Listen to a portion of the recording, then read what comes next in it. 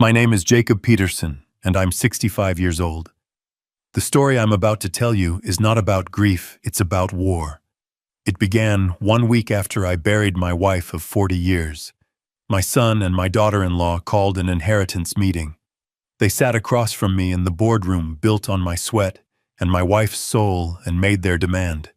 My daughter-in-law Brenda smiled a smile colder than a Chicago winter and said, "Now that the old woman is gone, you'll sign the company over to my husband and learn to fend for yourself." I smiled right back. Because what she didn't know was that my lawyer was about to walk in not with a will, but with a single sealed envelope. A document that would unravel a 40-year-old secret and burn her entire world to the ground. If you believe that loyalty is earned, not inherited, hit that like button and subscribe because you're going to want to see how this ends. The appearance of Kenji Ishikawa was like dropping a block of ice into a glass of whiskey. The room, already cold, became glacial. Brenda shot him a look, a flicker of irritation crossing her perfectly made-up face. She hadn't anticipated him. This was supposed to be her ambush, a swift, clean strike against a grieving old man. Her voice was laced with sarcasm. "Kenji, what a surprise. I wasn't aware this family meeting required legal counsel." I kept my own voice flat, devoid of emotion. "This isn't a family meeting, Brenda. You just made that clear. This is business, and Kenji is the company's lawyer." I paused, letting the words hang in the air. He's always present for important business meetings. Kenji gave a professional nod, but said nothing. He placed his leather briefcase beside his chair, but remained standing, a silent, imposing presence. He knew his role right now was to be a witness. My son Ryan shifted in his seat, looking deeply uncomfortable. "Dad, what Brenda meant was—" Brenda cut him off without a second glance. "What I mean is perfectly clear, Ryan. Don't complicate it." She turned her focus back to me, her smile gone, replaced by the predatory look of a corporate raider. "Jake, let's be practical. Carol is gone. The heart of this company is gone. People need stability. The board, the investors, the employees. They need to see a clear line of succession. Ryan has been the COO for 10 years. This is the next logical step. It's what Carol would have wanted. For the company she built to stay with her son. Her legacy. Her legacy. She dared to use that word. She dared to invoke Carol's name to justify her own naked greed. A hot surge of anger coiled in my gut, but I pushed it down. To get angry now was to lose. Carol had taught me that. "Never let them see you sweat," she used to say. "Let them see you think." I looked at Ryan, my son. "Is that what you think, Ryan? You think your mother would want me to hand over everything she and I bled for, just a week after her funeral?" He swallowed hard, his eyes darting away from mine. I'm just thinking about the stability of the company, Dad. People are worried. Mom, she always said family came first." Yes, Carol always said family came first. But her definition of family was built on loyalty, respect, and hard work, not on lazy entitlement disguised as birthright. I looked at the two of them sitting there in their expensive clothes in the mahogany-paneled boardroom that cost more than the house Carol and I first bought. And a memory hit me so hard it almost knocked the wind out of me. Carol and I 40 years ago on the floor of our tiny rented apartment, spreading bills out on the carpet, trying to figure out how to pay them all. I remembered the smell of truck grease that never seemed to wash off from under my fingernails after a 16-hour day driving the one beat-up rig we owned. We bought it with a second mortgage on a house we could barely afford. Ryan's hands. They've never held anything heavier than a 5-iron.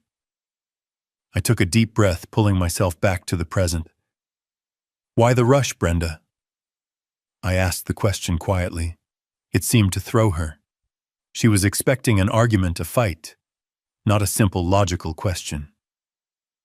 "It isn't a rush," she snapped back a little too quickly. "It's being decisive. The market doesn't wait for grief, Jake. Our competitors will see your hesitation as a weakness. We need a strong leader at the helm, not someone who's distracted."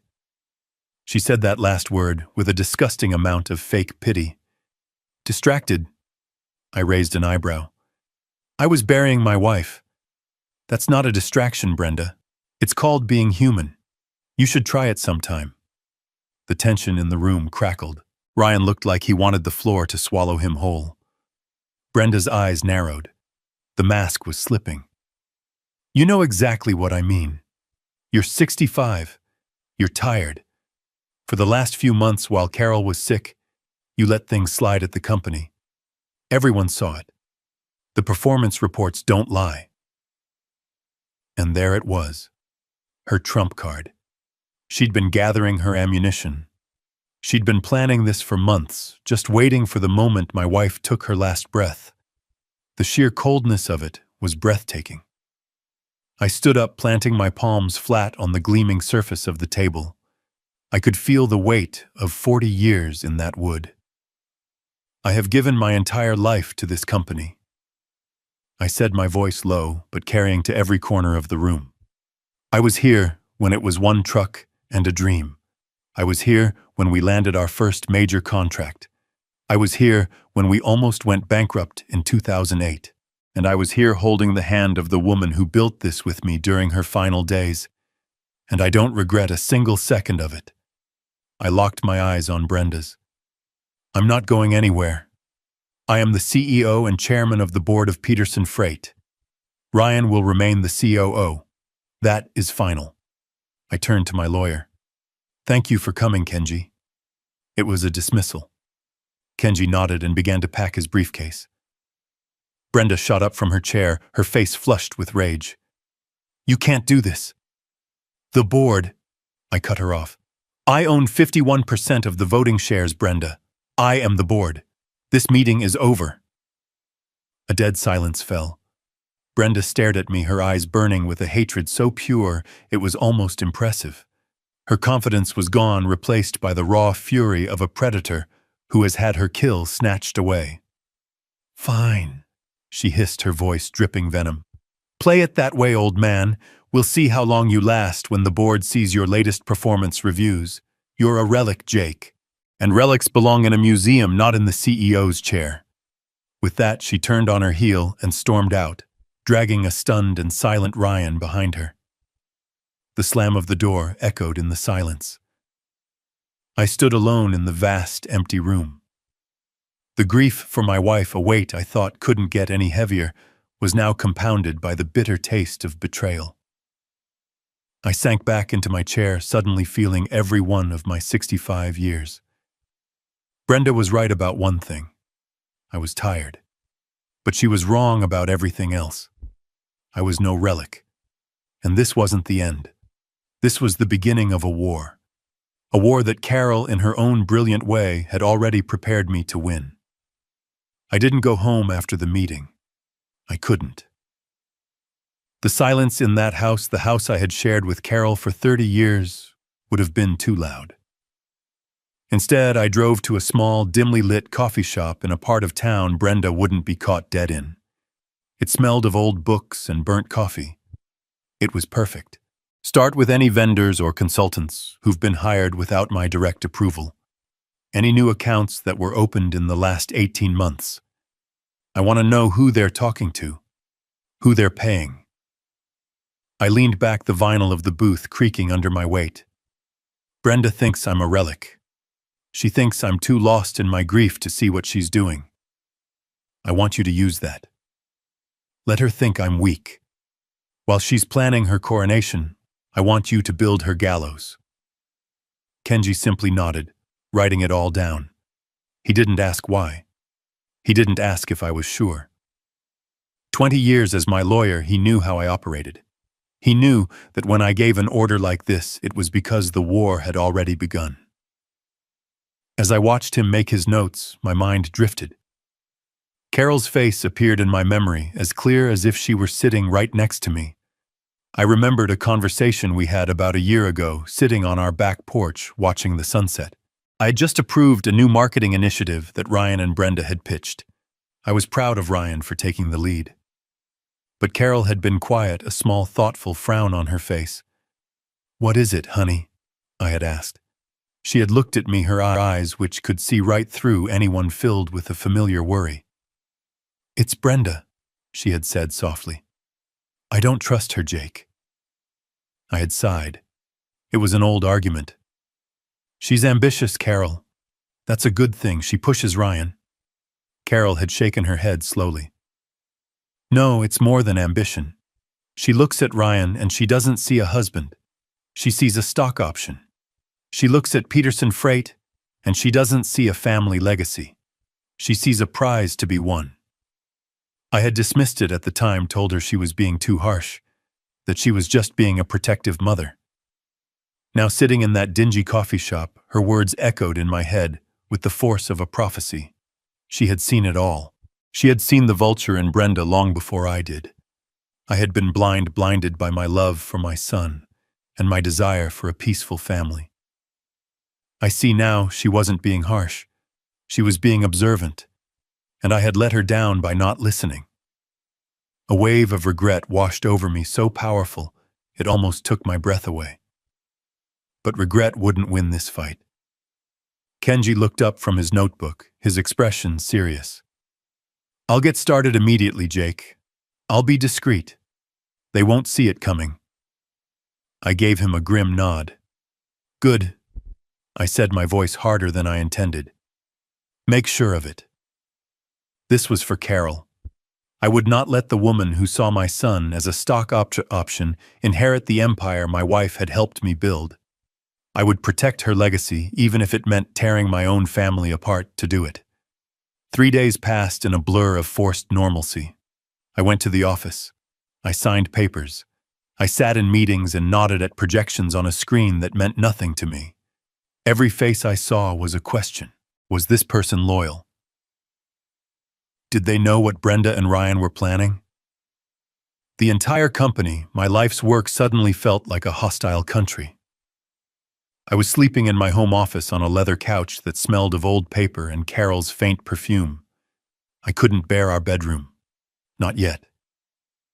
On the 4th day, my phone rang. A private number. It was Kenji. His voice on the other end was stripped of all warmth, a flat, sterile instrument of fact. "Jake," he said, "I found something. It's bad." I sat up straight, my heart starting a slow, heavy drumbeat against my ribs. "How bad?" I asked, my own voice a low rasp. I heard the rustle of papers on his end. "It's a shell corporation. Registered in Delaware, of course. It's called B&R Consulting." B&R, Brenda and Ryan. The arrogance of it was like a slap in the face. They didn't even try to be clever. They were so sure I was a spent force, a sleeping lion they could rob without fear. My hand tightened on the phone, the plastic groaning in protest. "Go on," I said through clenched teeth. Kenji laid it out with the cold precision of a surgeon dissecting a tumor. For the past 22 months, B&R Consulting had been submitting monthly invoices to Peterson Freight. The charges were for vague, intangible services: market trend analysis, supply chain optimization reports, logistical strategy advisement. Each invoice was for an amount just under the threshold that would require my personal signature, an amount that Ryan, as chief operating officer, could approve on his own. My own son. He was the key that opened the vault. Kenji continued. "The reports they supposedly provided are non-existent. I checked with the department heads. They've never heard of B&R Consulting. They never received any such analysis. These were ghost services, Jake. Just a pipeline to drain money from the company." I closed my eyes, a wave of nausea rolling through me. It wasn't just greed. This was a profound betrayal, a meticulous long-term deception. While I was taking Carol to chemotherapy appointments, while I was holding her hand as she slept, they were writing fake invoices. They were stealing from her. From us. "How much, Kenji?" I asked, my voice barely a whisper. I needed to know the number. I needed to know the exact price of their betrayal. There was a pause and I could hear him take a breath. "The total amount paid from Peterson Freight to B&R Consulting over the last 22 months," He said each word a hammer blow is $812,450. The number hung in the air, obscene and monstrous. Over $800,000. A memory surfaced sharp and painful of Carol looking over a quarterly report about a year ago. She had a small frown on her face. "This consulting fee seems high, Jake," she had said, pointing to a line item. I had glanced at it, seen Ryan's signature, and dismissed it. "It's that new efficiency firm Ryan hired," I'd told her. "He says they're worth every penny." The shame of that moment burned in my throat now. She had seen it. Of course she had. She saw everything, and I hadn't listened. "Where did the money go?" I asked Kenji, my voice now cold as steel. The grief in my chest was beginning to crystallize into something harder, something sharper. "The B&R account is registered to a P.O. box," Kenji said. "But I traced the outflows. Large wire transfers. One was a down payment on a vacation home, a ski chalet in Aspen, Colorado. Another paid in full for a brand new Porsche 911. The car is registered in Brenda's name." Aspen. A Porsche. They weren't just stealing to build a nest egg. They were living a fantasy life on a foundation of lies funded by the company his mother had given her life to build. They were laughing at us. I stood up and walked to the window looking out over the city lights of Chicago. "I want more, Kenji," I said, my voice dangerously quiet. "This is a good start. But I want everything. I want to know where every single dime went. I want the deed to the house, the title to the car, the credit card statements linked to the account. I want a timeline of every purchase they made with that stolen money. Get it all." "I'm already on it, Jake," he replied. "Consider it done." I hung up the phone and stood there for a long time watching the city breathe below me. The grief was still there, a cold stone in my chest. But now it had a new companion. A cold, clear, and righteous anger. The rules of engagement had changed. This was no longer a boardroom dispute. This was a crime scene, and I was done being the victim. The $800,000 was a body blow, but it wasn't the knockout punch. It was ugly, a straightforward case of embezzlement.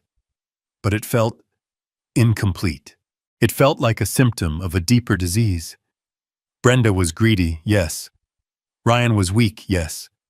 But Carol had been suspicious before the stealing had gotten this bad. I remembered her frown a year ago. She wasn't just worried about consulting fees. She was worried about something more fundamental. The money explained Brenda's motive, but it didn't explain Carol's deep, quiet fear in her final months.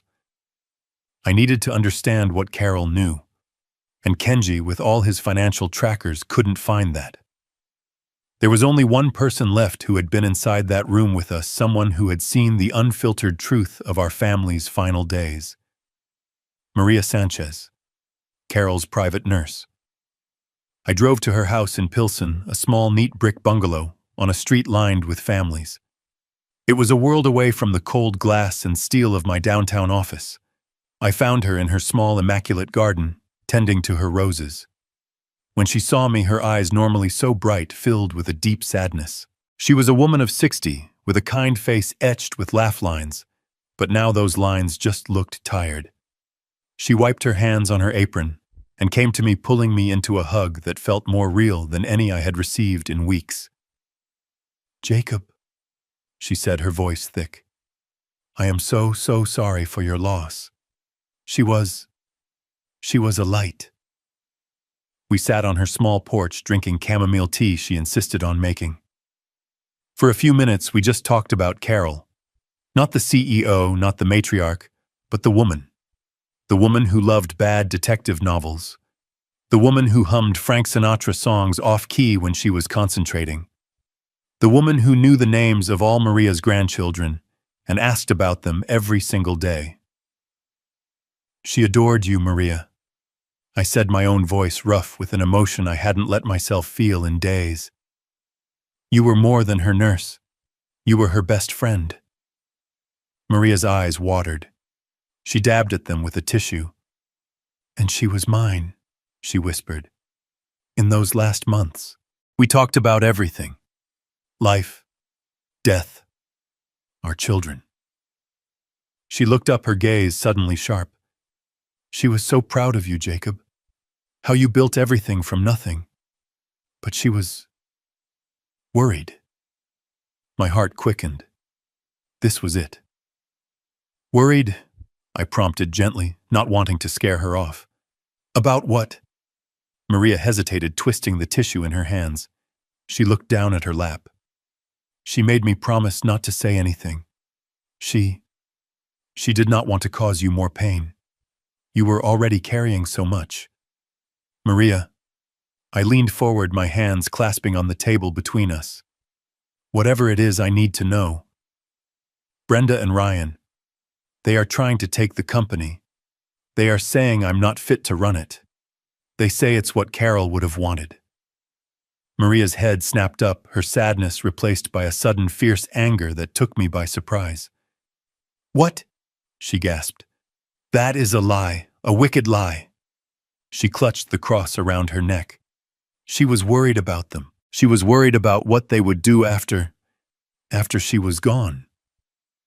She was breathing hard now, her loyalty to Carol overriding any promise of silence. She changed in the last 2 months, Jacob. She became secretive. She started having private calls with your lawyer, Mr. Ishikawa. She would make me leave the room. She had me bring her old boxes from the attic.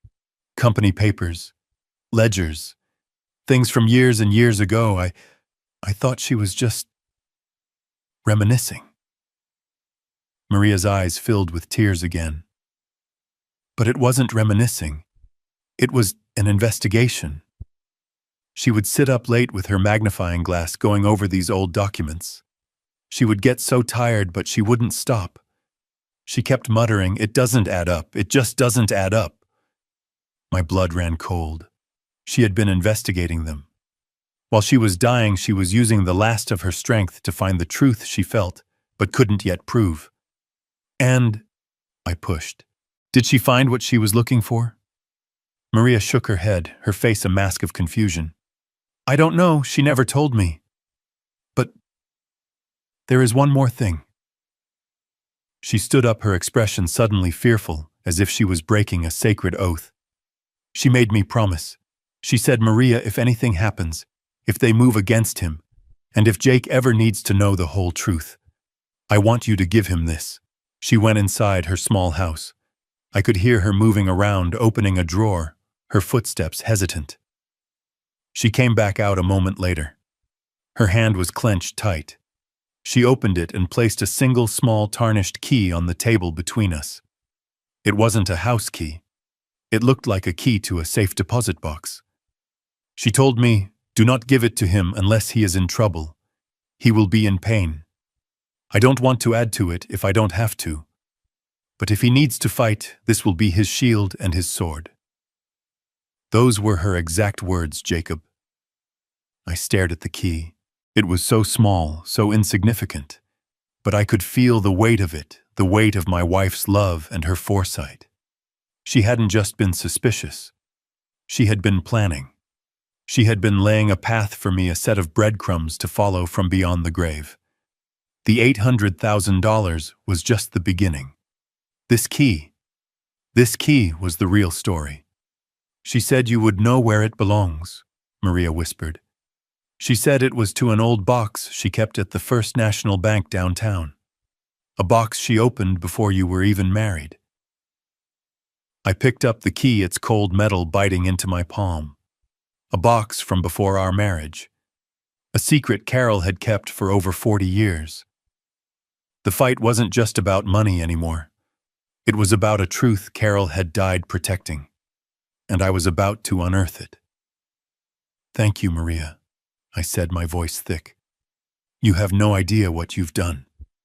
She nodded, tears rolling down her cheeks. God bless you, Jacob. Now go and fight for her. The next morning, I was at the First National Bank on LaSalle Street right as it opened. The key felt heavy in my pocket, a small piece of metal that held the weight of an entire lifetime. I was led by a stern-looking woman in a navy blue suit into the vault. The air was cold, sterile, and silent, broken only by the sound of our footsteps on the marble floor and the mechanical click of the vault's massive circular door. She led me to a wall of brushed steel boxes and indicated a small one near the bottom. "This is box 31B, she said, her voice devoid of emotion. "It was opened in 1979, before I even met Carol." A cold dread washed over me. What had she been hiding from me from the very beginning? I was left alone in a small private viewing room. Just me, a desk, a chair, and the heavy, cold metal box. My hands were trembling slightly as I took out the tarnished key. It fit perfectly. I inserted my own key from the bank, turned them both, and heard a satisfying heavy thunk. The lock was open. I pulled the long, narrow box out of its slot. It was heavier than I expected. I placed it on the desk and just stared at it for a moment. This was it. The sword and the shield. The whole truth that Carol was so afraid to burden me with. I lifted the lid. There was no velvet lining, no glittering jewels, no stacks of cash. It was just full of paper. Old yellowed paper that smelled of dust and time. My eyes scanned the contents, my heart hammering in my chest. At the top was a small, faded photograph of a young Carol, one I had never seen before, looking beautiful but impossibly sad. Beneath it, a bundle of letters tied with a faded silk ribbon. And under those two official-looking documents. I picked up the first one. It was a birth certificate. My breath hitched. The name on it was Ryan Peterson. My son. I ran my finger down the lines past his date of birth to the space for the parents' names. Father Jacob Peterson. And then I looked at the line for mother. The name written there in crisp typed ink was not Carol. It was a name from a life I had buried 45 years ago. A name I never ever thought I would see again. My blood turned to ice. It didn't make sense. And then I saw the second document.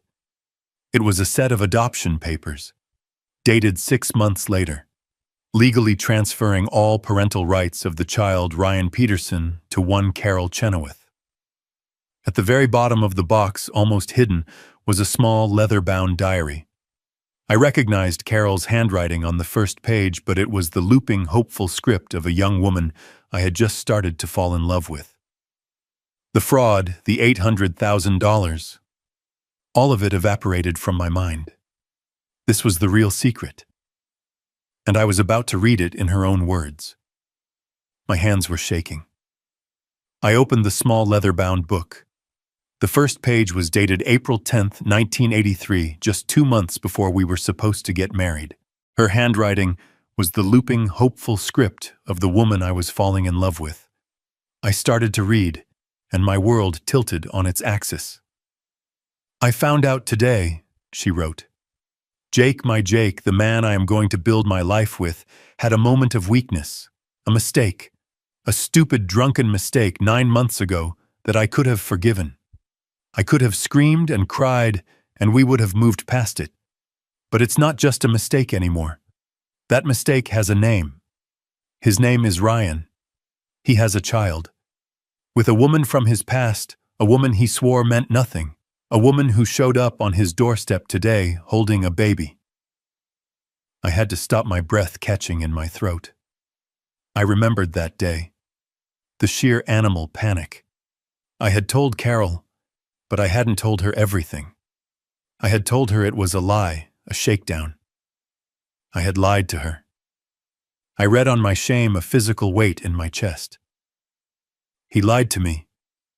The next entry read a few days later. The ink was darker, pressed harder into the page. He stood in our kitchen and lied to my face. He said she was desperate that the child wasn't his. But I saw his eyes. Jake is a terrible liar. I knew he was telling me what I wanted to hear, not what was true. So I did something I'm not proud of. I followed him. I followed him to a rundown apartment complex on the south side. I watched him hand her a wad of cash. And I saw her. The mother, she was broken, thin with eyes so hollow they looked like holes in her face. And then I saw the baby, him. Just a tiny thing in a dirty blanket. He wasn't just a mistake. He was a person. A tiny, innocent person. He's my son. He's Jake's son. And he's being raised in a place with no hope. I haven't slept in 3 days. The lie is sitting between us at the dinner table. But it's not the lie that's keeping me awake. It's the baby's face. I can't get it out of my head. My vision blurred. I had to wipe my eyes. I never knew. I never knew she had done that. I thought I had handled it, paid the woman off, and that she had disappeared. I was a fool. A young, arrogant fool. The next entry was a week later. I confronted him today. I told him I knew. I told him I knew Ryan was his son. I have never seen a man break like that. He fell apart right in front of me. He confessed everything. The shame, the stupidity, the fear. He was terrified of losing me. And in that moment, seeing him so broken, my anger just evaporated. It didn't disappear, it just changed. It turned into a terrible, heavy sadness. Because I had a choice to make. A choice that would define the rest of my life. I could leave. I could walk away from this man I loved, this man who had betrayed me, and I would be justified. Everyone would say I did the right thing. Or I could stay. I could forgive an unforgivable act. I could raise another woman's child as my own. I went to see her again, the mother. Without Jake. I went and I talked to her. She doesn't want him. Not really. She wants money. She wants a different life. She looked at this beautiful baby boy, and all she saw was a millstone around her neck. And in that moment I knew. He wasn't her son, he was mine. Today I made my choice. I sat Jake down. I told him my terms. We will adopt the child. We will pay the mother, and she will sign away her rights, and she will disappear forever. And Ryan will be our son. My son. We will raise him and love him and give him the life he deserves. But there is one condition. My one unbreakable condition. He will never ever know the truth. He will never know he is the product of my husband's greatest shame. He will only know that he is my son and that I love him. I am not doing this for Jake. I am not doing this for me. I am doing this for the boy. I am building our family on a foundation of forgiveness. I will make this our strength, not our weakness. I will love this child so fiercely that the lie becomes the truth. He will be my son. The pages that followed were a blur of legal meetings, adoption papers, and then joy. Entries about his first steps, his first word. Mama. She had circled it, underlining it 3 times. The diary was full of her love for him. A love so pure, so absolute, that I had never for 1 second in 40 years doubted it. She hadn't just adopted him. She had claimed him with a love more powerful than blood. I read for an hour, my hands tracing her script. Near the end, there was an entry from just 5 years ago after Ryan and Brenda's wedding. Brenda, I don't know about this girl. There is something hard about her, something calculating. I see the way she looks at Ryan, not with love, but with ambition. Like he's a stepping stone. It worries me. He is a good boy, my boy, but he is soft. He has never had to fight for anything. I've made sure of that. Maybe I made him too soft. Maybe in protecting him from the truth, I forgot to teach him how to see it in others. I closed the book. My body was shaking, not with anger, but with a profound, earth-shattering awe. The woman I had loved for 40 years, the woman I had mourned for a week, was a giant.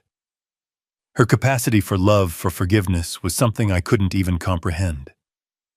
She hadn't just forgiven my betrayal. She had taken my greatest shame, my deepest secret, and she had transformed it into our family. She had built our entire life on an act of impossible grace.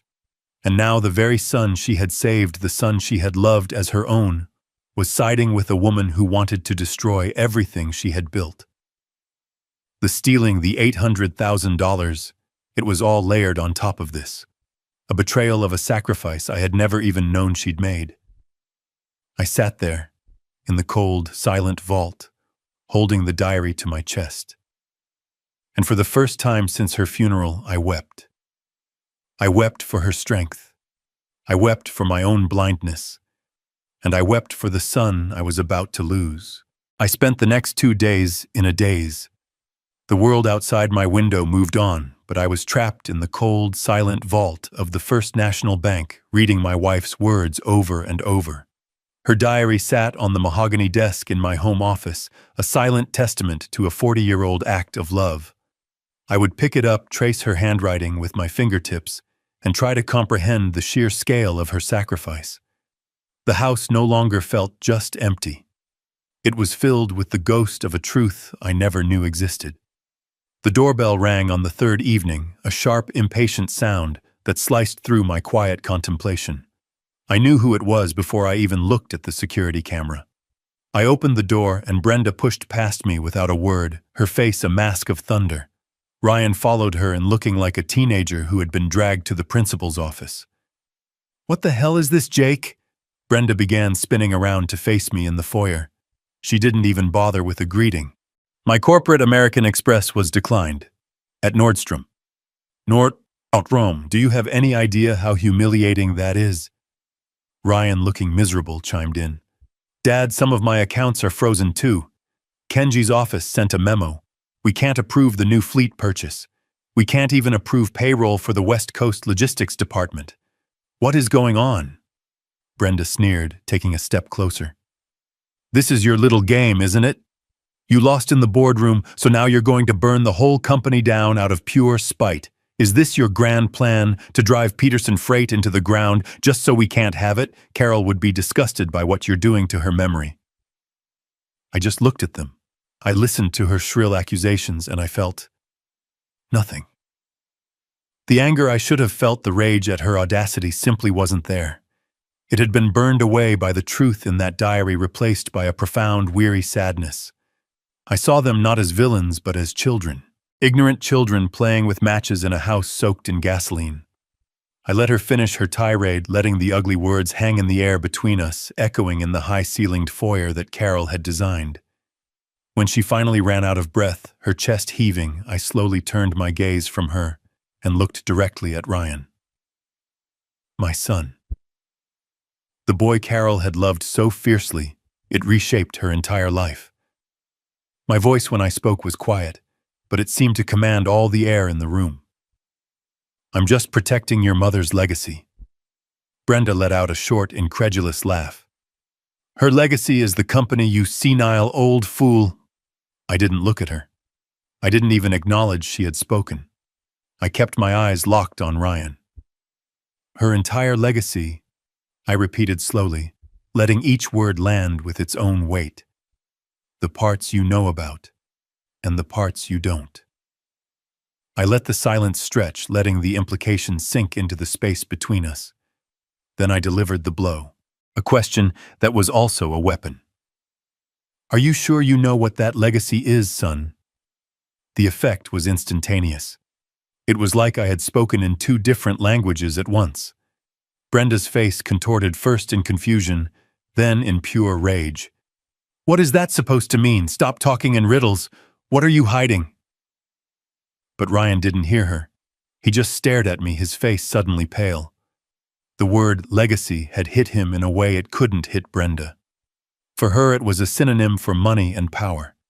For him, it was about his mother. The woman who had read to him every night. The woman who had nursed him through the flu. The woman whose funeral he had just attended.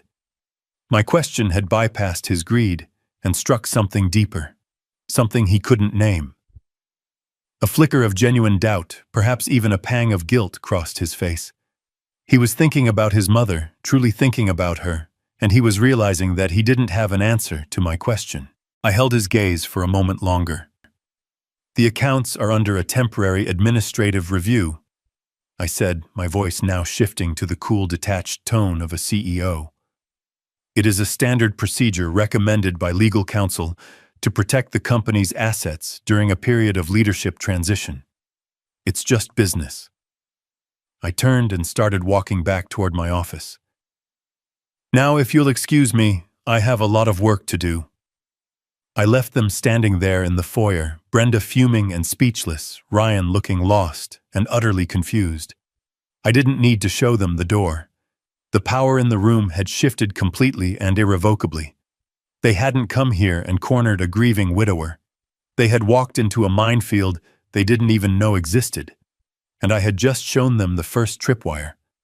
The psychological advantage I gained in the foyer was a foothold, but I knew Brenda wouldn't back down. She was like a cornered snake. She would only become more venomous. It was time to stop playing defense. It was time to set the trap. The next morning I sent the email. It was a work of art in corporate warfare. Brief, cold, and utterly official. It was a summons for an emergency meeting of the board of directors of Peterson Freight to be held in 24 hours. The agenda item was listed simply as a review of executive operational conduct and fiduciary responsibilities. It was a declaration of war. I could picture Brenda reading it, a triumphant smirk spreading across her face. She would see it as a sign of weakness, the last desperate move of a cornered king. She'd think I was foolish enough to fight her on her own turf in front of the very people she'd likely been poisoning against me for months. She would spend the next day preparing her arguments, marshalling her performance reports, ready to paint me as an emotional, grieving relic unable to lead. She would be preparing for a boardroom brawl. She had no idea she was walking into an ambush. The morning of the meeting, I chose my suit with care. A dark charcoal suit Carol had bought for me on our 35th anniversary. She said it made me look powerful. Today, I needed that power. As I knotted my tie, I didn't see a tired, grieving man in the mirror. I saw a soldier. I wasn't dressing for a meeting. I was putting on armor. I was in the boardroom a full hour early. I watched them on the security feed as they walked through the lobby of the building I had built. Brenda led the way, her stride brisk and confident, a shark gliding through familiar waters. She was smiling, nodding at employees performing the role of the queen-in-waiting. Ryan trailed a half step behind her, his expression a familiar mixture of anxiety and borrowed arrogance. He looked like a man being led to a battle he wasn't sure he could win but was too afraid to question his general. When they entered the boardroom, the low chatter from the other 4 board members died instantly. I was already seated at the head of the table, my place. Kenji was to my right, his briefcase open, a neat stack of 6 thick, spiral-bound folders placed precisely in front of him. Each folder was a nail for their coffin. Brenda's confident smile faltered for just a fraction of a second as she took in the scene. The room was cold. The atmosphere was sterile. This wasn't the chaotic, emotional confrontation she had prepared for. This was a clinical, organized proceeding. She looked at me, a question in her eyes. I met her gaze with a calm, unreadable expression. She and Ryan took their seats. They thought they were here to stage a coup. They didn't know it yet, but the meeting wasn't a debate. It was a sentencing. I let the silence in the room stretch for a full 10 seconds. I stared at the polished table, then slowly raised my eyes. I looked at each board member one by one. Mike Sullivan, who'd been my first ever driver, and now ran our entire West Coast operations. Sarah Jenkins, our CFO for 20 years, a woman so sharp she could find a rounding error in the federal budget. David Lee and Tom Fletcher, 2 of our earliest investors who had believed in Carol and me when we were nothing. These were not just board members. They were family. Or so I had thought. Finally, I looked at Brenda. You wanted this meeting. I began, my voice quiet but firm. You've been telling people I'm not fit to lead, that I'm distracted, that I'm a relic. You believe it's time for a change. So please, Brenda, the floor is yours. Tell us all what you think. It was a trap. She swam right into it. She straightened her spine, gave a sympathetic, rehearsed look to the other board members, and launched her prepared speech. Thank you, Jake. And I want to say we are all grieving with you. Carol was the heart of this company, which is why this is so difficult. She proceeded to lay out for nearly 10 minutes a case built on half-truths and corporate buzzwords. She pointed to missed meetings I'd missed, to be at Carol's bedside. She highlighted delayed decisions I'd postponed, to focus on my wife's final days. She painted a picture of a company adrift, led by a man lost in the past, a man who had lost his edge. We need a strong, clear-eyed leader to guide us forward, she concluded, placing a perfectly manicured hand on Ryan's arm. Ryan has the vision, he has the drive, and it's what Carol would have wanted. The room was heavy with the implication. The other board members looked uncomfortable, glancing at me, then at their notes. Ryan sat there preening under her praise, a puppet king. Brenda smiled triumphant. She thought she had won. She thought the debate was about my competence. I let her smile hang in the air for a moment. Then I turned to Kenji. Kenji, I said, my voice cutting through the tension. You have the floor. Brenda's smile vanished. What is this? This is a board matter, not a legal one. This, I said, leaning forward, is entirely a legal matter. Kenji stood up. He opened the 6 thick spiral-bound folders. Good morning, he said, his voice as neutral as a judge's. I've prepared a brief for each of you. This is the result of a 2-week internal audit commissioned by the CEO. He slid a folder in front of each board member. He gave one to Ryan. He gave one to Brenda. If you'll please turn to page 1, and I would also direct your attention to the main screen. The projector flickered on. The first image was a simple logo, a stylized B and R intertwined. Below it the words B&R Consulting LLC. Brenda's face went rigid. It was a fractional change, a tightening around her eyes, but I saw it.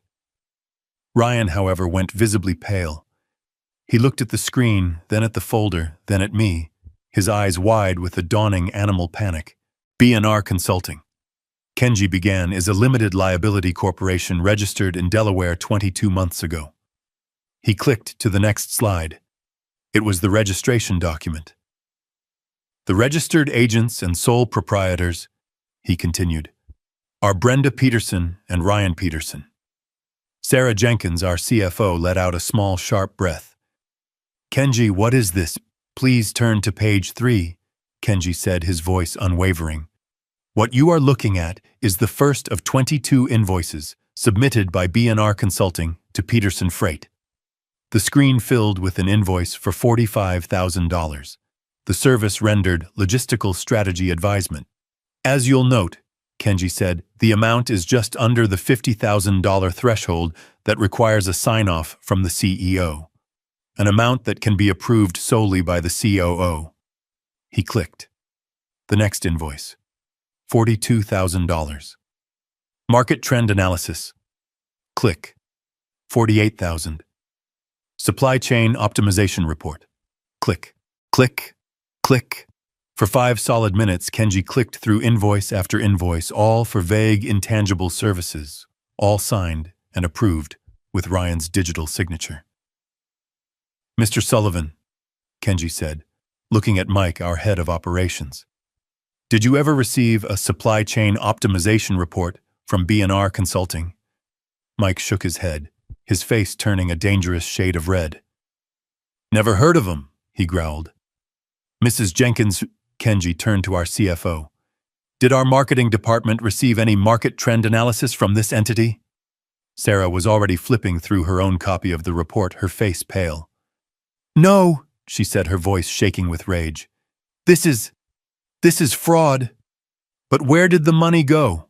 Tom Fletcher, one of the investors, asked. Please turn to section 4, Kenji said. The money trail. This was it. The kill shot. Kenji projected a bank statement from B&R Consulting. It showed the inflows from Peterson Freight, and then the outflows. Exhibit A, Kenji said, A wire transfer for $250,000 dated March 12th of this year. He clicked. The next slide was a property deed. That transfer was a down payment on this. A 5-bedroom ski chalet in Aspen, Colorado. The property is deeded solely in the name of Brenda Peterson. Brenda shot to her feet. This is an outrage. That was a legitimate real estate investment. This is private financial information. It was purchased with stolen company funds, Kenji stated flatly, not raising his voice, which makes it company business. He clicked again. Exhibit B, a wire transfer for $160,000 dated June 1st. The next slide, a vehicle registration. Payment in full for a 2023 Porsche 911. The vehicle is registered, also to Brenda Peterson. You son of a... Mike Sullivan started to rise, his fists clenched. I put a hand on his arm and he sank back into his chair, breathing like an angry bull. Brenda was losing it. Her face was flushed, her voice shrill. Those were performance bonuses, compensation for our consulting work. Ryan approved them. It's all perfectly legal. Was it legal, Mrs. Peterson? Kenji asked, his voice suddenly sharp. When you used the funds to pay off over $75,000 in personal credit card debt. He clicked again. Amex statements. Neiman Marcus. Cartier. And finally, Exhibit C. The remaining balance of the B&R consulting account, $402,000, was transferred 2 days ago, the day after our last meeting, into this private high-yield savings account. He projected the account statement. Jointly owned. Ryan Peterson and Brenda Peterson. Kenji let the image hang on the screen. Then he put up the final slide. It was just a number in a large black font. $812,450. This is... David Lee, the investor, was speechless. He just stared at Ryan. Ryan had completely crumbled. He wasn't even looking at the screen. He was white as a sheet, his hands visibly trembling. He looked like a child. It was consulting, he stammered, his voice cracking. Brenda said it was... She said it was standard. A management fee. She handled all of it. You signed the approvals, Ryan. Sarah Jenkins hissed, her voice dripping with contempt. You signed every single one. Brenda, seeing her puppet fall apart, tried one last time. She pointed a shaking finger at me. He's doing this. He's twisting it. He's a vindictive old man, and he's trying to frame us because he's lost his mind. He's grieving. He's incompetent. All eyes turned to me. I had been silent for the entire presentation. I sat there letting her accusation hang in the air. I looked at the number on the screen. $800,000. I looked at my son, who couldn't even meet my eyes. Then I looked at her, my daughter-in-law, her face a grotesque mask of rage and panic. I leaned forward, my hands clasping on the table, and I spoke, my voice low, filled with a cold, clear sadness that was more terrifying than any shout.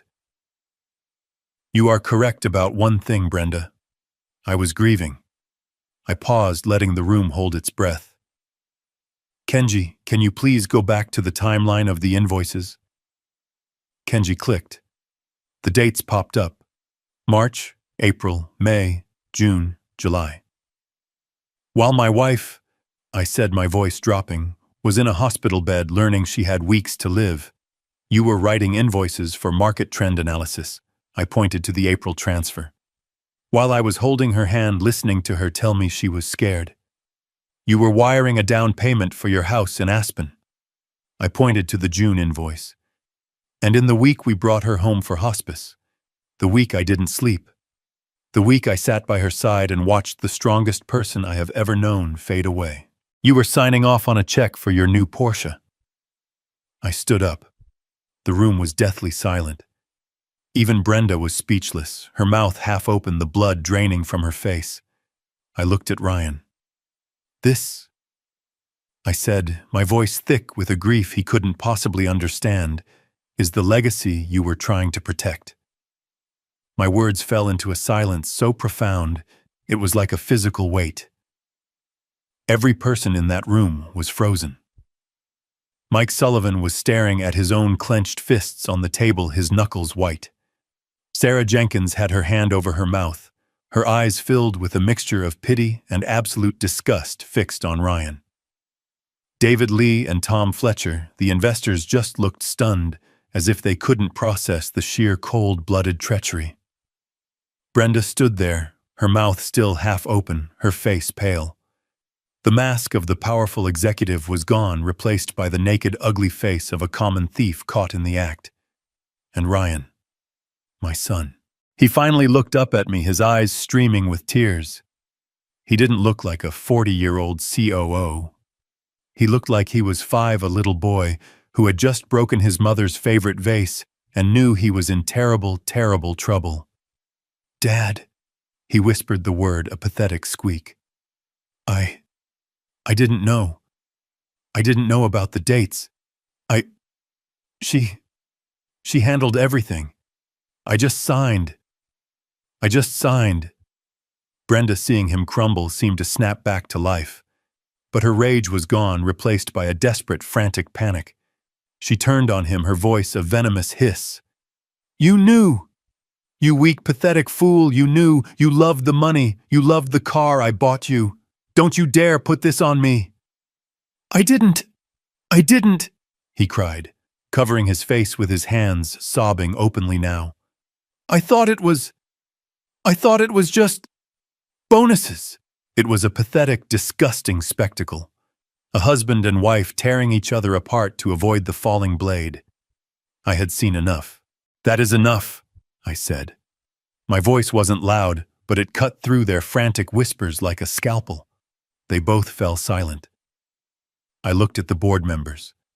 "You have seen the evidence presented by Mr. Ishikawa. You have heard the testimony. The facts are clear. $812,450 of company funds were fraudulently transferred to a shell corporation owned by the chief operating officer and his wife." I turned my gaze back to Ryan, his face still buried in his hands. "As chairman of this board, I am now calling for a vote.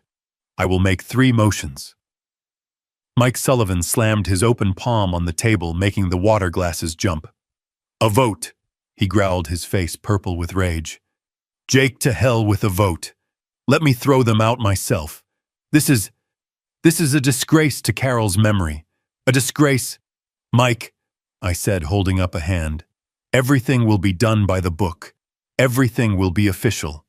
This is how we restore order." I looked at Sarah Jenkins. "Sarah, do you have anything to say before I proceed?"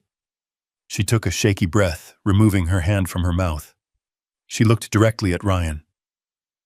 "I helped hire you, Ryan," she said, her voice trembling with a cold fury. "I watched you grow up. Carol was so proud of you. She bragged about you. She bragged about your MBA, about how smart you were."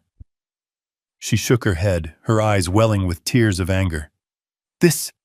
What you've done, it's not just theft, it's desecration. You let this woman," she spat the word, glancing at Brenda, "lead you by the nose into robbing your own mother's legacy. While she was dying. God, Ryan, how do you live with yourself?" Ryan just wept harder, his shoulders shaking. I stood tall. "Motion 1, I said, my voice resin. Type. I move that the board immediately terminate the employment of Ryan Peterson for gross misconduct, breach of fiduciary duty, and corporate fraud, effective immediately. I second the motion. "Oh," Mike Sullivan roared before I had even finished the sentence. "All in favor," I said. Every hand in the room besides Ryan's and Brenda's shot into the air. "Opposed?" I asked into the silence. Brenda just stared at me, her eyes dead. The motion passes unanimously. Ryan Peterson is no longer an employee of Peterson Freight. I didn't pause. Motion 2. I move that the board immediately and permanently bar Brenda Peterson from all Peterson Freight properties and that all her corporate accounts and access privileges be revoked effective immediately. Second, said Sarah Jenkins, her voice like ice. All in favor. Again, every hand went up. The motion passes unanimously. Brenda looked like she had been struck. She understood what I was doing. This wasn't just a firing. This was an excommunication. Finally, I said. Motion 3.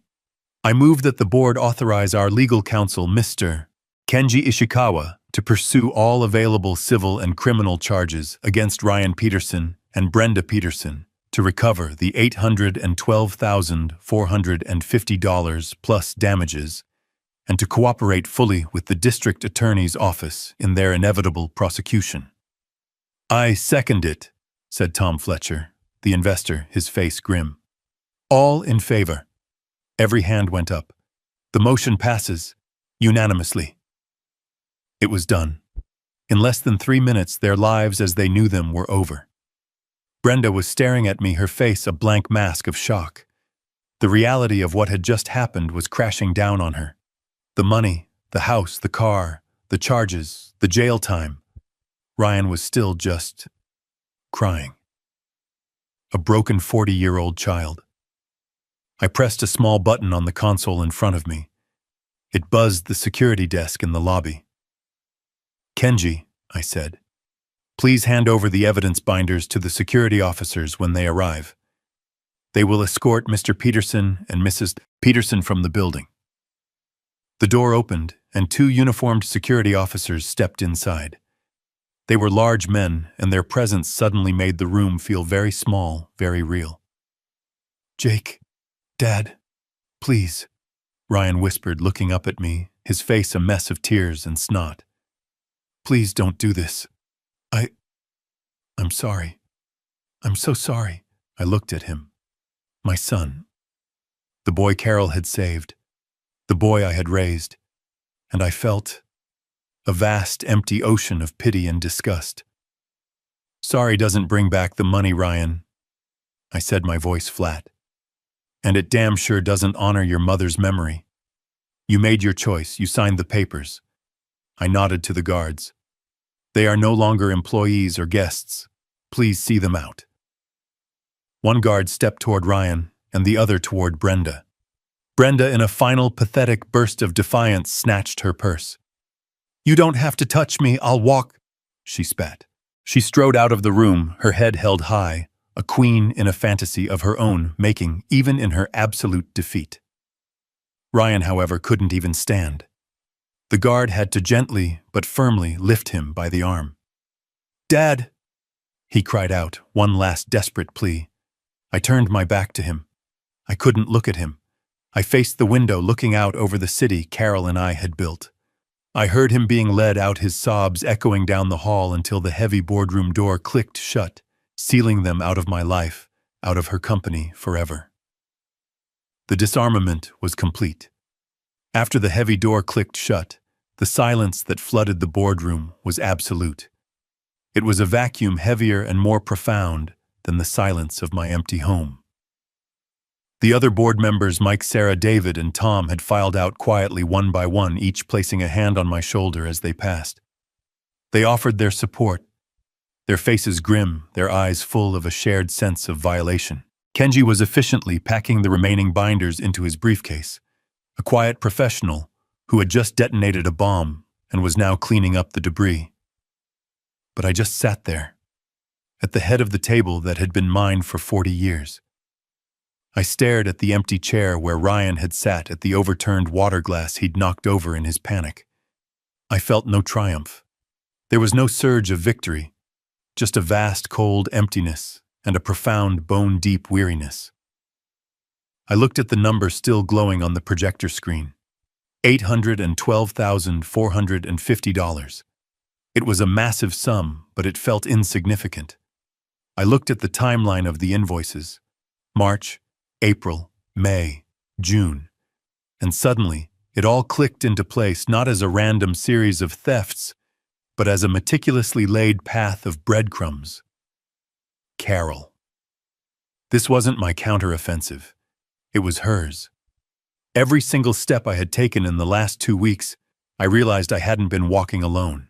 I had been following a map she had drawn for me, her strange, secretive calls to Kenji in her final months, her request for Maria to bring her old ledgers and company papers from the attic, her casual throwaway comment a year ago about the consulting fees being high, her warning to me, the one I had dismissed, that Brenda saw Ryan as a stock option.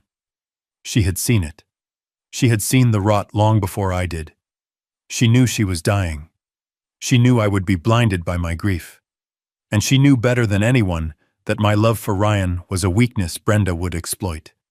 So in the last precious months of her life, while her body was failing her, her mind, that brilliant, sharp, incredible mind, was working overtime. She wasn't just reminiscing over old papers. She was building a case. She was laying the groundwork. She was gathering the ammunition, putting it into a box, and leaving the key with Maria. She was preparing me for the war she knew was coming, a war I would have to fight without her. This audit the evidence Kenji found. He hadn't started from scratch. He was just following the map she had left behind. She had cleaned up my mess one last time. She had armed me from the grave. I looked at her empty chair next to mine and I finally understood. I wasn't avenging her.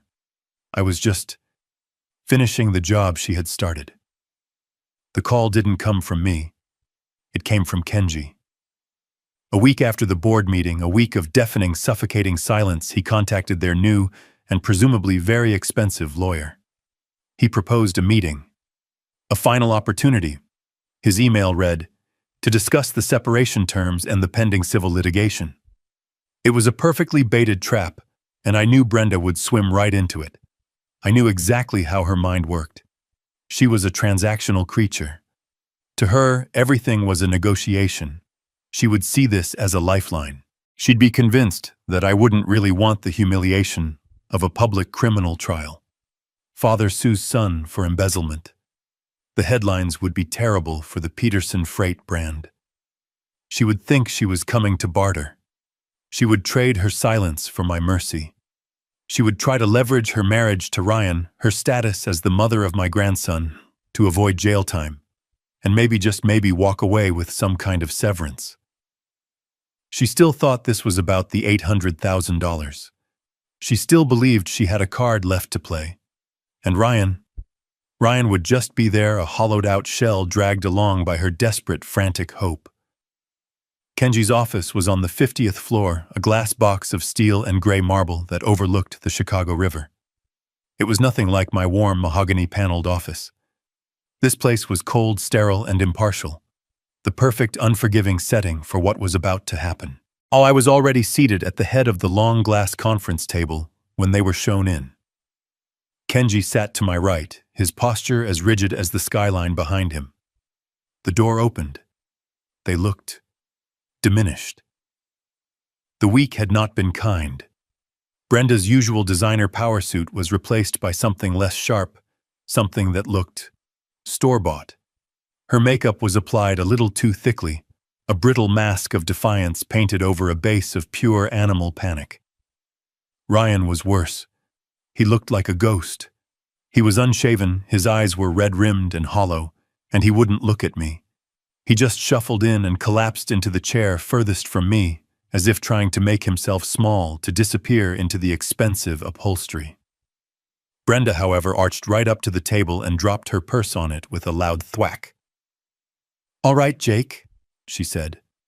Her voice was brittle, forcing a strength she clearly no longer possessed. "You've had your fun. You humiliated us. You've made your point. Are you finally ready to be reasonable?" She tried to muster a sneer. "What's the offer? We won't go to trial. We'll sign a non-disclosure. We'll figure out a payment plan for the money. What's it going to take to make this go away?" I just looked at her. I felt nothing. No anger, no hate. Just a deep, profound pity for her complete and total blindness. She was still trying to haggle over the price of a used car, not realizing she was standing on a gallows. "There is no offer, Mrs. Peterson," Kenji said, his voice cutting through her bluster. "This is not a negotiation." Brenda's forced confidence wavered. "Then what is this?" She snapped, her voice rising in pitch. One last chance to gloat. One final round of humiliation before you send your own son to prison. I finally spoke. My voice was quiet, but it seemed to suck all the air out of the room. This isn't about the money you stole, Brenda. That's a separate matter. A matter for the district attorney. I nodded to Kenji, who placed a single new blue-bound folder on the table. This is about the will. Her face, which had been a mask of false bravado, finally crumpled into genuine raw confusion. The will, Carol's will. It was simple. We heard it was simple. Everything went to you. I looked at her, and for the first time I think she saw the man I had become in the last 2 weeks. That, I said, is what you were meant to believe. Kenji, please begin. Kenji took a pair of simple black-framed reading glasses from his breast pocket. It was a deliberate, methodical gesture, the kind of small action that suddenly commands the entire room. He put them on. He opened the blue-bound folder. The sound of the thick, expensive paper turning was unnaturally loud in the pressurized silence of the office. He did not look at Brenda. He did not look at Ryan. He looked only at the document. This, he began, his voice a flat, unemotional monotone, is the last will and testament of Carol Chenoweth Peterson. It was executed on August 14th of this year.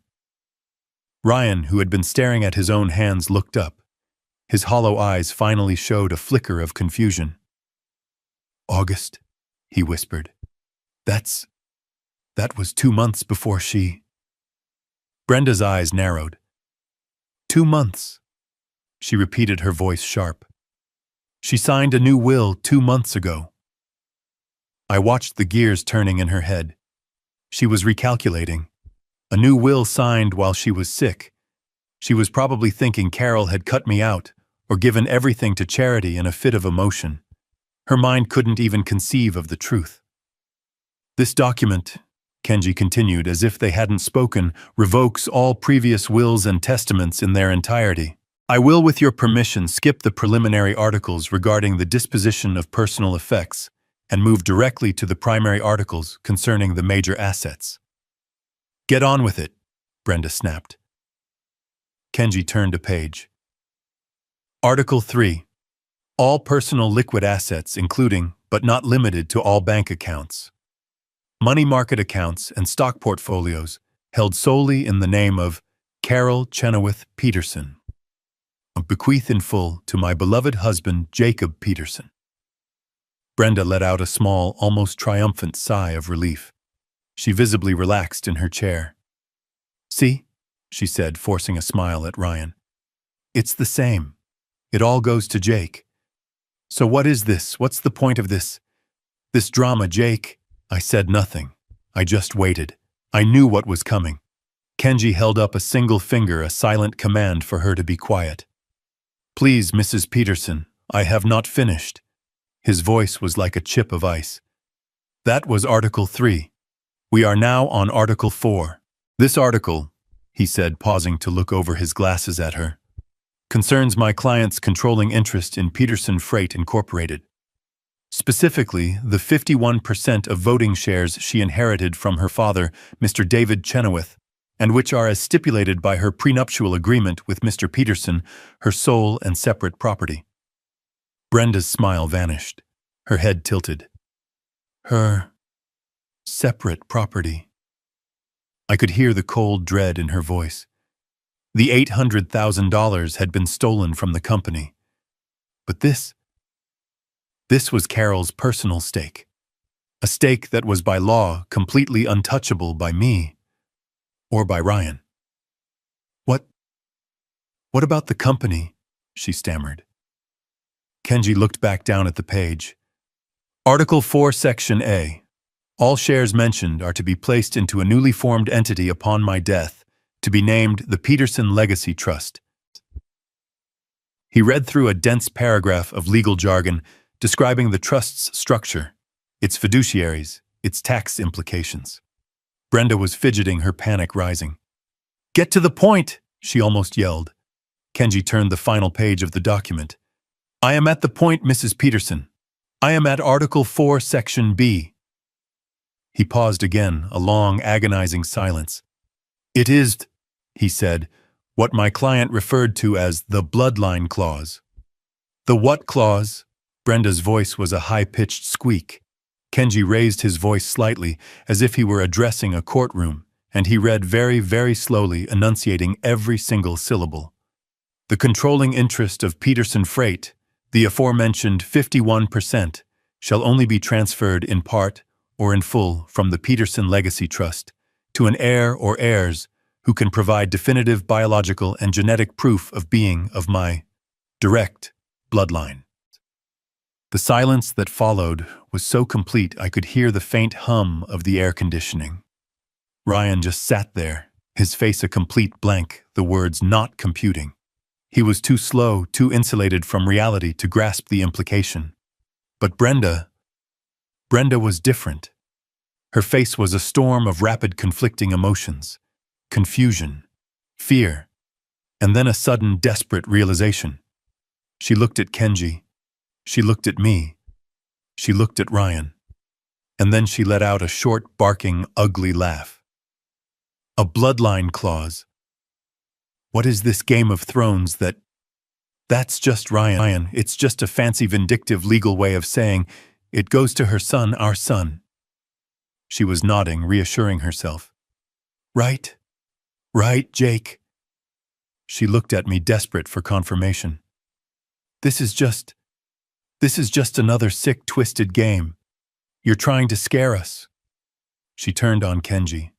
So what? You want a blood test? Fine, get a needle. We'll do it right now. Ryan is her son. He's her only child. This is meaningless. It's just... I watched her, this rabid animal, still fighting, still clawing, still trying to make the facts fit her narrative. She was standing on a trapdoor and arguing about the color of the paint. I let her rant for another 10 seconds, her voice growing more shrill, more hysterical. She still thought she was safe. She still thought the man sitting next to her, the man she had used as a key to the vault, was Carol's son. Kenji just waited, his expression unreadable. When she finally ran out of breath, her chest heaving, he spoke, his voice dangerously quiet. As you wish, Mrs. Peterson. He reached down to the briefcase by his feet. The one I had assumed was now empty.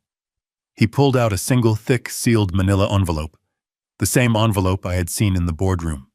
He placed it on the glass table with a soft, definitive thud. Mrs. Peterson, he said, was a very thorough woman. She anticipated this contingency. She also anticipated the results. Brenda's laugh was high-pitched and brittle, a sound on the verge of shattering.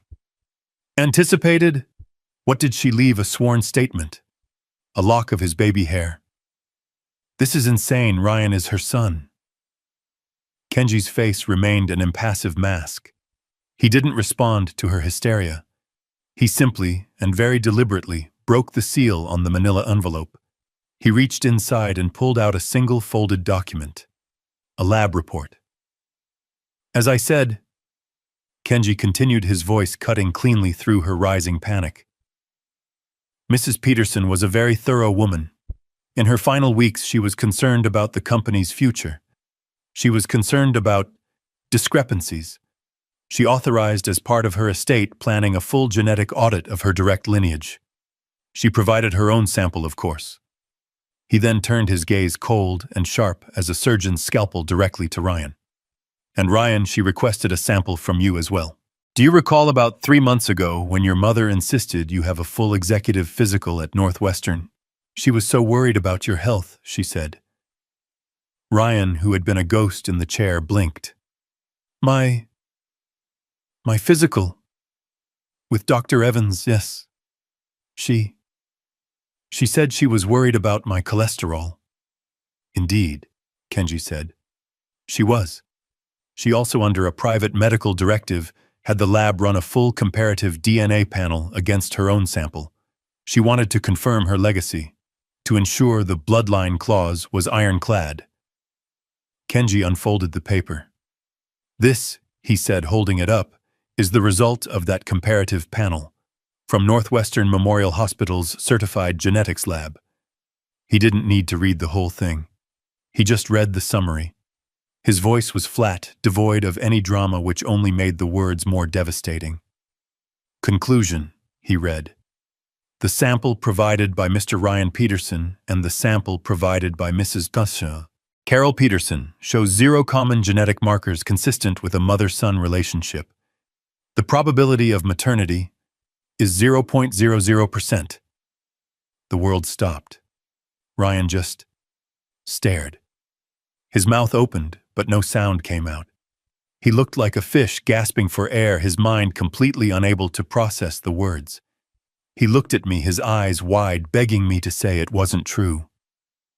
Brenda's face went completely, terrifyingly blank. The rapid calculations, the anger, the fear, it all vanished, replaced by a void. She looked from Kenji to the paper to Ryan, and then to me. "What?" she whispered. It was the smallest, most terrified sound I had ever heard her make. What does that mean?" I leaned forward, resting my forearms on the glass table. And for the first time I let the full weight of my grief, my betrayal, and my pity show in my voice. "It means," I said, looking right at her, "that he isn't her son." But Brenda's mind was racing, trying to find a foothold. "But he's your son, so you had an affair." She was grasping at straws, trying to find a scenario that still made sense. "You cheated on Carol?" "Yes," I said. My voice was a low rasp. "I did. Once. A long time ago. Before we were even married. A stupid, drunken mistake I made 45 years ago." I looked at Ryan, my son, whose entire world was disintegrating in real time. "Your biological mother, she didn't want you. She wanted money. I paid her.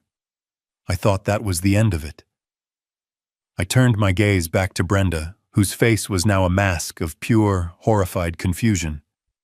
"But Carol," I said, my voice thick with an awe she could never comprehend.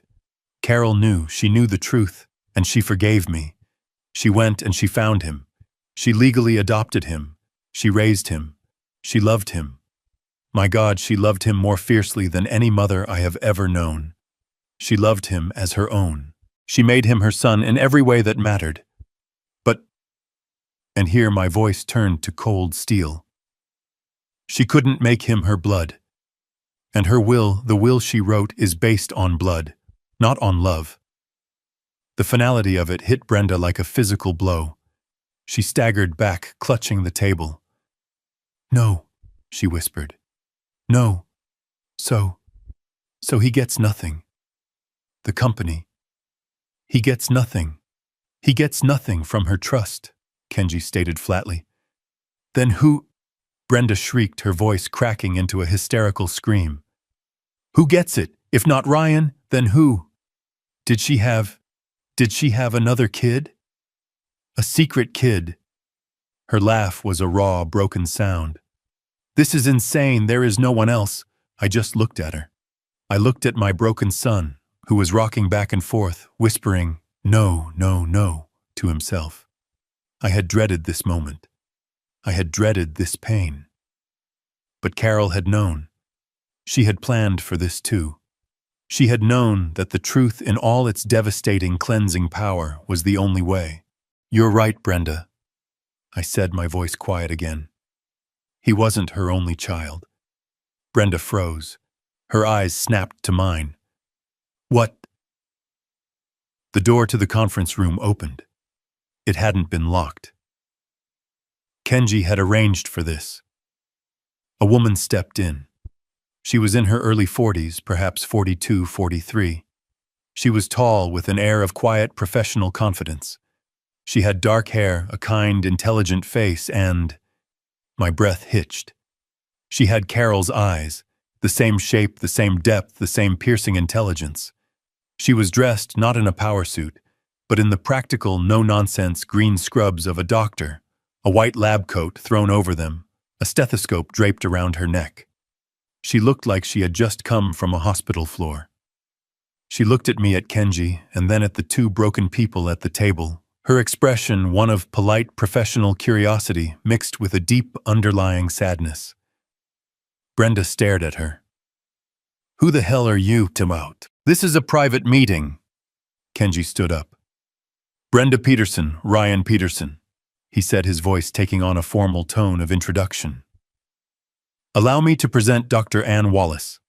She is a double-board certified cardiothoracic surgeon currently on staff at the University of Pennsylvania Hospital in Philadelphia."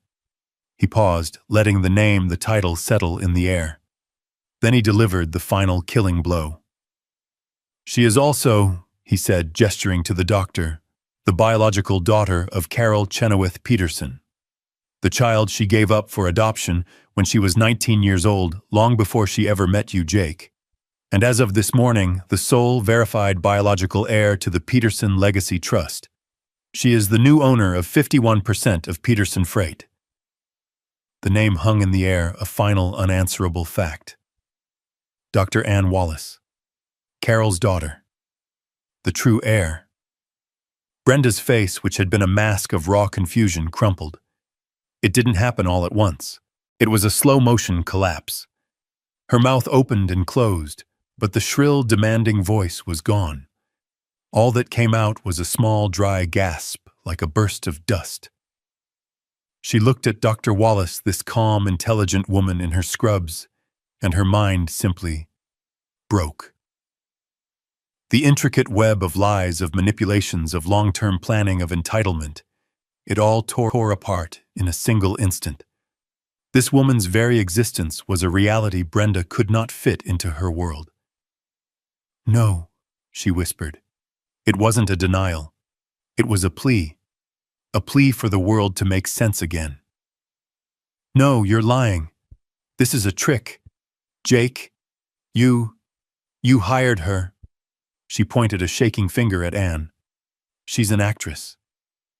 You hired an actress. This is conspiracy. It's fraud."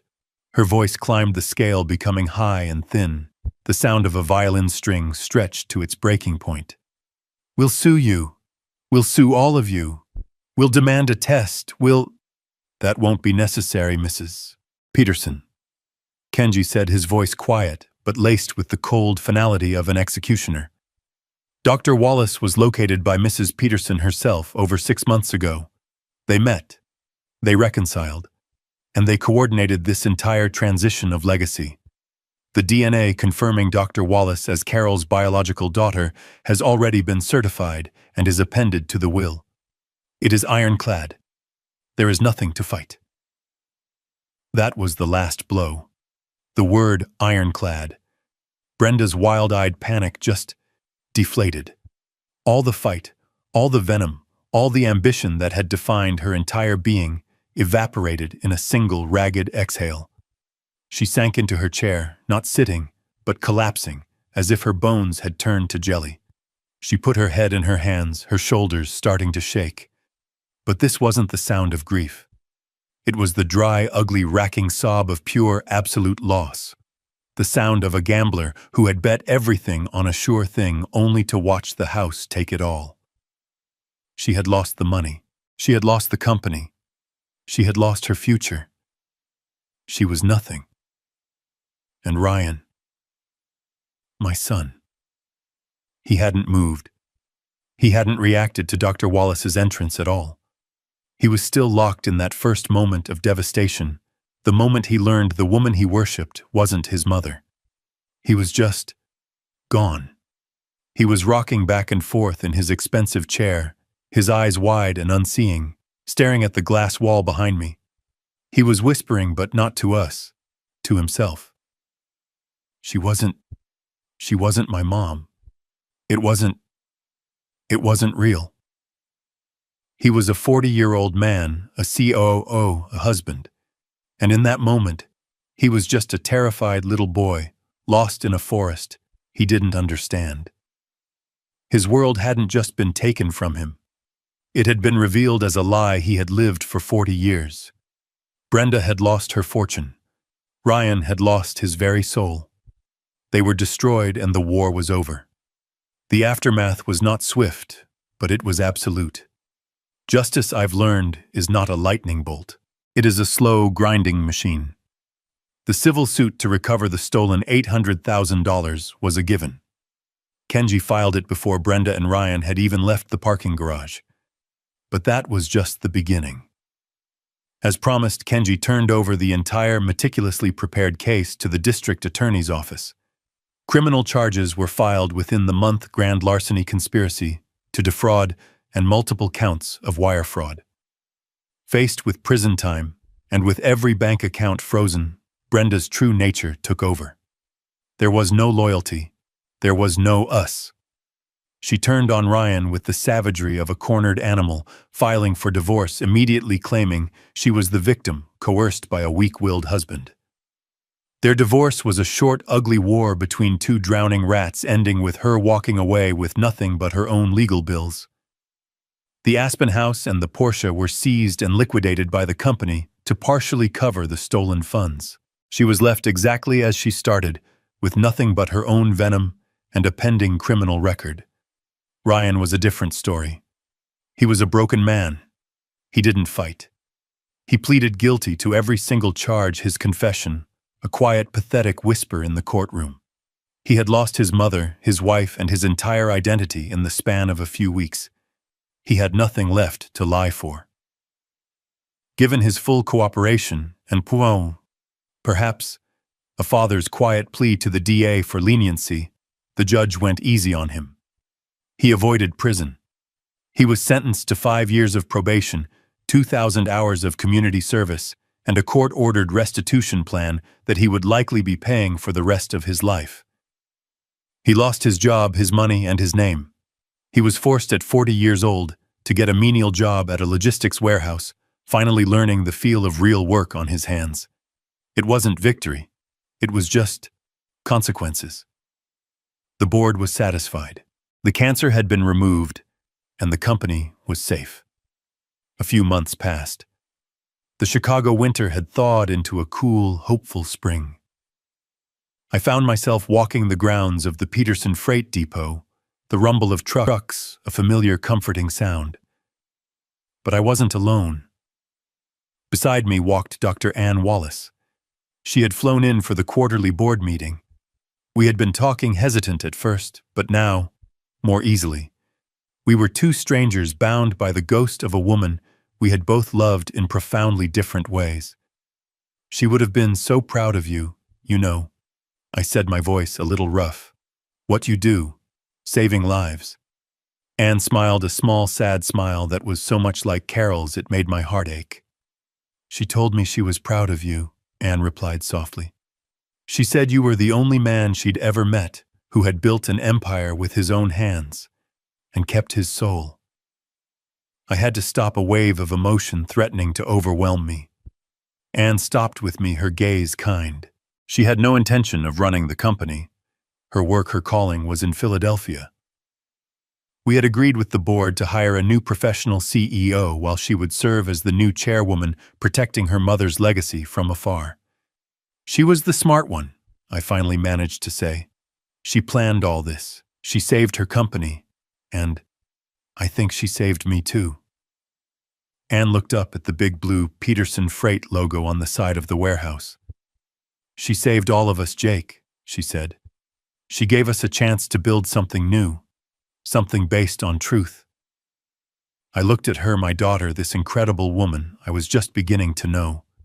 The grief was still there, a dull ache that would never fully go away. But for the first time in a long time, it wasn't the only thing I felt. I felt peace. I felt hope. Carol's legacy wasn't just in steel and concrete. It was right here standing next to me. And it was just beginning. This story teaches us a powerful lesson. A legacy built on deceit and entitlement is a house of cards destined to collapse. True strength isn't just in what you build, but in the wisdom to protect it. Carol's ultimate power wasn't only her incredible capacity for forgiveness, but her clear-eyed understanding that truth, no matter how painful, is the only foundation that endures. Greed and betrayal may have their moment, but they will always be unmasked by the cold, hard facts, proving that integrity is the only inheritance that truly matters. What do you think was Carol's most powerful move, her incredible act of forgiveness 40 years ago, or her final brilliant move in the will? Let me know your thoughts in the comments below. And if you believe that truth always finds a way, please like this video and subscribe for more stories just like this one.